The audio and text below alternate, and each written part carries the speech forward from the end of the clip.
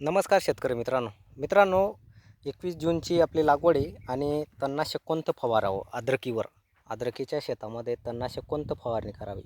तर इथं आपण सांगतोय तुम्हाला की मित्रांनो, जर तुमची अद्रक जर उगलेली नसली तुमची अद्रक, तर तुम्हाला कोणतं तणनाशक मारायचं हे आपण या व्हिडिओमध्ये जाणून घेऊ. व्हिडिओला जर नवीन असाल तर चॅनलला सबस्क्राईब नक्की करा, म्हणजे जेणेकरून आपला इथून पुढं नवीन अद्रकीवरचे अनुभव आपण सांगत राहू. अद्रकीवर तणनाशक कोणते मारावे, भरपूर शेतकऱ्यांना प्रश्न पडतो. तर मी आज आपल्या शेतामध्ये जो प्रयोग केलेला आहे, जो म्हणजे मी मागच्या 4 वर्षापासून अद्रकीच्या शेतामध्ये तणनाशक मारतो.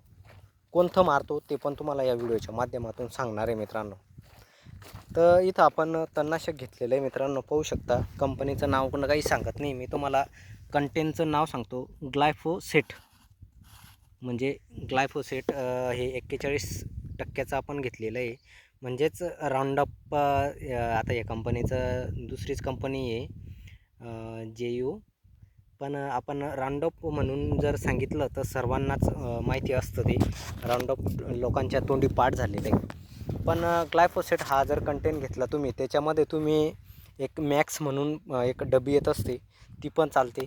किंवा मग ती डबी जर नसली तर तुम्ही खोंगभर युरिया, त्या 100 ml ग्लायफोसेट घेतल्यानंतर तुम्ही खोंगभर युरिया जरी घेतला तर तुमचं कुठलंही गवत असलं, पण तुम्हाला एक काळजी घ्यायची आहे की अद्रकचा एकही कोंब आलेला नको पाहिजे शेतामध्ये, तेव्हाच तुम्हाला ग्लायफोसेटची फवारणी इथं घ्यायची मित्रांनो. तर 21 मेची लागवड आहे. आता हा जो व्हिडिओ आहे मित्रांनो, आजच फवारणी केलेला आहे.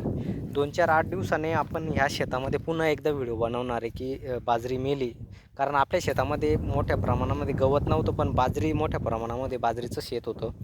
बाजरी जास्त उगलेली पाहू शकता तुम्ही.